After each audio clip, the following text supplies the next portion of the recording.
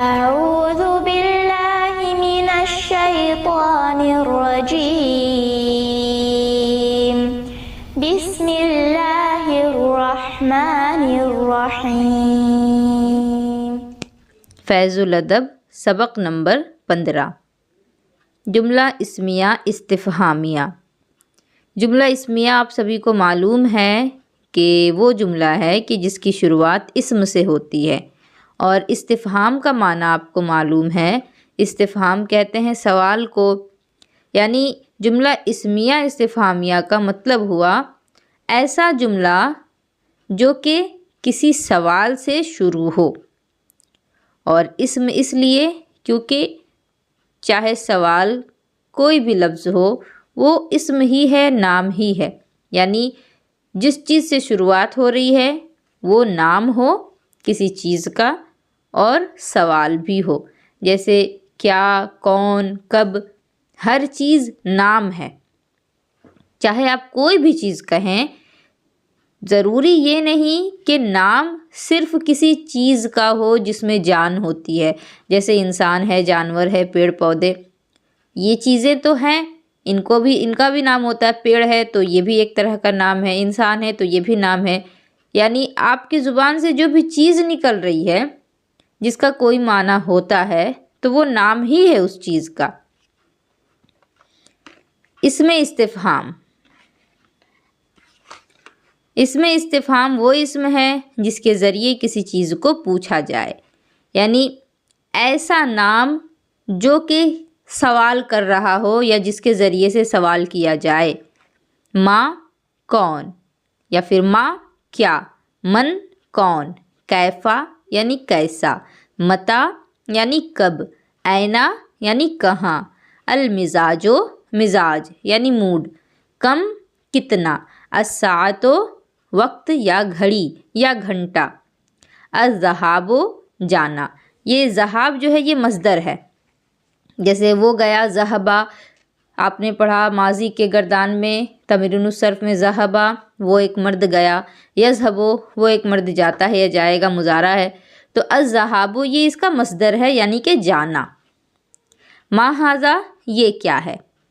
اب ما جو ہے یہ تو سوال ہے، تو آپ جس چیز کی طرف اشارہ کریں گی اور کہیں گی کہ یہ کیا ہے تو وہ کسی نہ کسی چیز کا تو نام ہوگا، جیسے اس کے جواب میں آیا ہے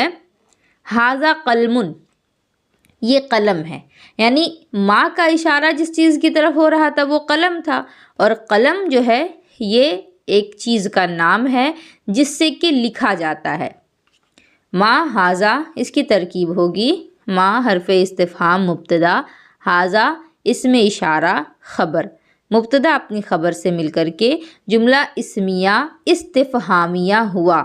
اسمیہ اس لیے کیونکہ شروعات اسم سے ہے، اور استفہامیہ اس لیے کیونکہ یہ کوسچن مارک ہے، یہاں سوالیہ جملہ ہے، یہ جملہ جو ہے یہ سوال کر رہا ہے، اسی لیے جملہ اسمیہ استفہامیہ۔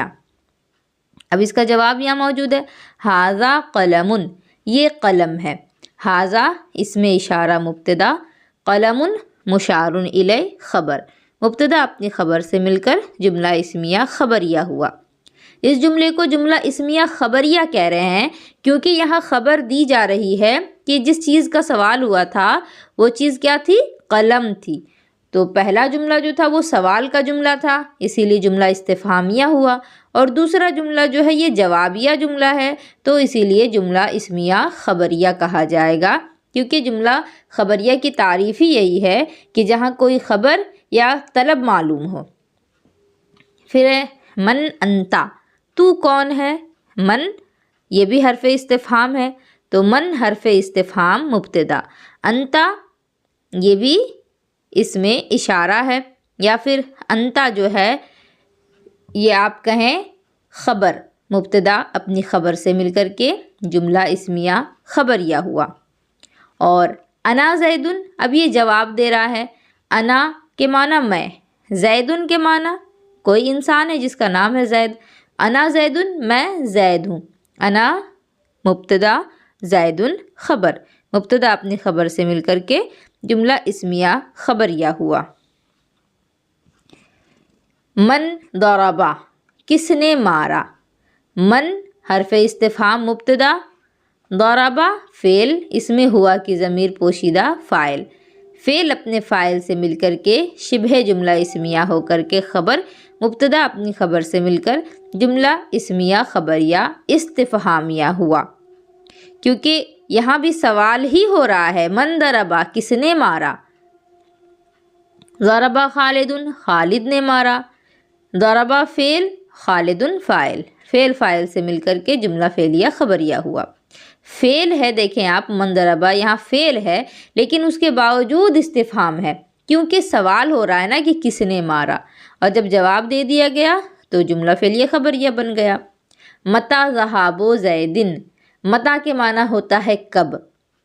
ذہاب کا معنی میں پہلے ہی بتائی شروعات میں، یہ مصدر ہے جس کا معنی ہوتا ہے جانا، زیدن یعنی کہ زید، جیسے عام طور پر پوچھتے ہیں نا تمہیں کب جانا ہے، تو تمہیں کب جانا ہے، یا یہاں پر ہو سکتا ہے کہ زید کب جانے والا ہے، لیکن یہ جو عربی جس طریقے سے لکھی گئی ہے، متی کے معنی ہوتا ہے کب، ذہاب کے معنی جانا، زیدن کے معنی زید نام، تو جانا متی ہو گیا کب، ذہاب جانا، کب جانا زید کا ہے، مطلب کیا ہوا اس کا کہ زید کا جانا کب ہے۔ عام طور پر ہم اسے کہیں گے کہ زید کب جانے والا ہے، لیکن لفظی ترجمہ اس کا یہ ہوگا کہ زید کا جانا کب ہے، کیونکہ ذہاب جو ہے یہ مصدر ہے، تو مصدر جب آیا ہے تو مصدر کا معنی ہمیں لینا ہوگا۔ مصدر میں عام طور پر معنی ہوتا ہے آنا جانا کھانا پینا، جس طرح سے انگلش میں ہے ریڈنگ رائٹنگ لافنگ، ہر چیز میں آئی این جی لگایا جا رہا ہے تو پھر وہ کیا بن جاتا ہے، اس کا معنی نکلتا ہے پھر اٹھنا بیٹھنا چلنا پھرنا کھانا، سب میں نہ آتا ہے، تو اسی طرح عربی میں جو بھی مصدر ہوتا ہے اس کا جو معنی نکلے گا اس میں بھی نا کا لفظ آئے گا، اٹھنا بیٹھنا چلنا پھرنا لکھنا۔ تو یہاں ہے جانا، مطلب کیا ہوا زید کا جانا کب ہے۔ اب متی جو ہے یہ پہلے ہی آ گیا، یعنی سوال جو ہے یہ پہلے ہی ہو رہا ہے، لیکن اس کو آنا چاہیے تھا آخر میں۔ جب اس کا ترجمہ کیا جا رہا ہے تو کیا ہے ترجمہ کہ زید کا جانا کب ہے، متی کے معنی کب ہے، اور کب جو ہے اس کا معنی آخر میں آ رہا ہے، کیسے ہو رہا، الٹا ترجمہ ہو رہا ہے، زید کا جانا کب ہے، مطلب یہ ہوا کہ یہ متی جو ہے نا یہ آخر میں ہونا چاہیے تھا، لیکن یہ آ گیا ہے شروع میں، تو لاسٹ والی چیز کو جب شروع میں لایا گیا تو یہ ہمیں بتانا پڑے گا کہ یہ آخر سے اٹھا کر کے شروع میں لایا گیا ہے، تو اس کی ترکیب جو ہوگی یہ اس طرح ہوگی، متی اس میں استفہام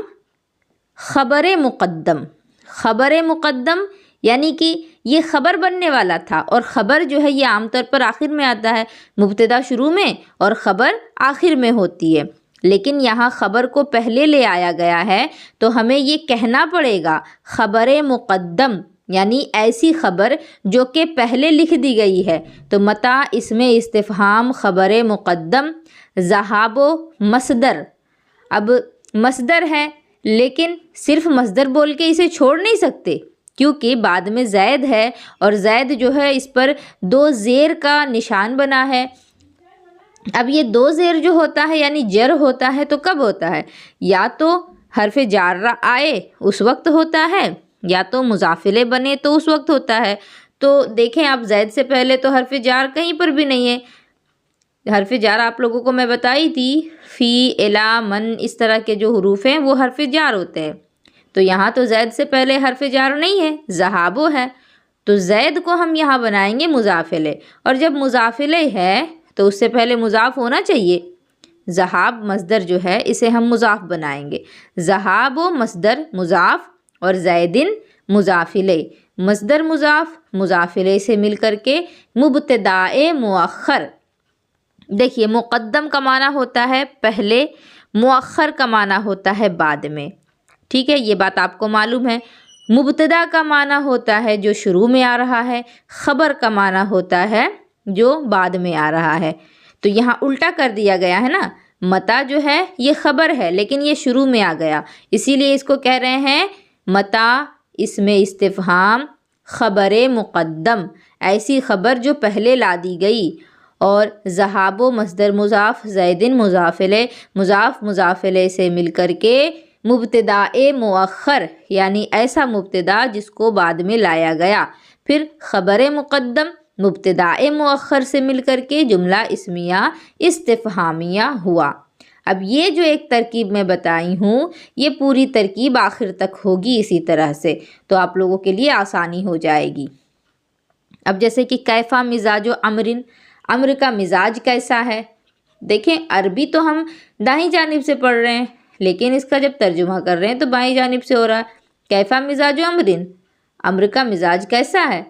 تو بالکل یہی کنڈیشن یہاں پر بھی ہوگی۔ کیفا مبتدائے، کیفا خبر مقدم، اس میں کیفا اس میں استفہام خبر مقدم، مزاج و مضاف، امر مضاف الیہ، مضاف الیہ سے مل کر کے مبتدا مؤخر، خبر مقدم مبتدا مؤخر سے مل کر کے جملہ اسمیہ استفہامیہ ہوا۔ ٹھیک ہے، جملہ اسمیہ خبریہ استفہامیہ ہوا۔ آگے ہے این السکین، سکین کے معنی چھری، اینا کا معنی کہاں تو چھری کہاں ہے، یہاں بھی الٹا ترجمہ ہوا۔ اینا اسم استفہام مبتدا، السکین اینا اسم استفہام خبر مقدم، السکین مبتدائے مؤخر، خبر مقدم مبتدائے مؤخر سے مل کر جملہ اسمیہ خبریہ استفہامیہ ہوا۔ کم مال و زیدن، زید کے پاس مال کتنا ہے؟ کم اسم استفہام خبر مقدم، مال و مضاف، زیدن مضاف الیہ، مضاف الیہ سے مل کر کے مبتدائے مؤخر اپنی خبر مقدم سے مل کر کے جملہ اسمیہ خبریہ استفہامیہ ہوا۔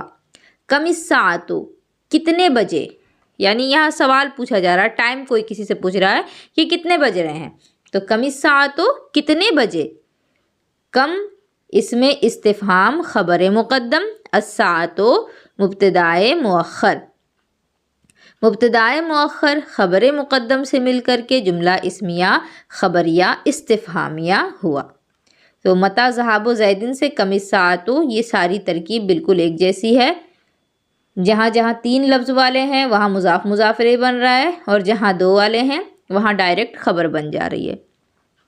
آگے مشق ہے عربی بنائیں، وہ کیا ہے، تو وہ کے لیے ذالکا، کیا کے لیے ما ذالکا، وہ کیا ہے، وہ دودھ ہے، ذالک اللبن، اس کی عربی بنانی ہے آپ لوگوں کو۔ یہ کون ہے، تو یہ کے لیے ہاذا، کون کے لیے من ہاذا، یہ کون ہے، پھر میں کون ہوں، کس نے دھویا، یہ سب جو ہے اب آپ لوگوں کو بنانا ہے اور بنا کر کے مجھے دکھائیں۔ اللہ رب العزت آپ سبھی کے لیے آسانیاں فراہم کرے۔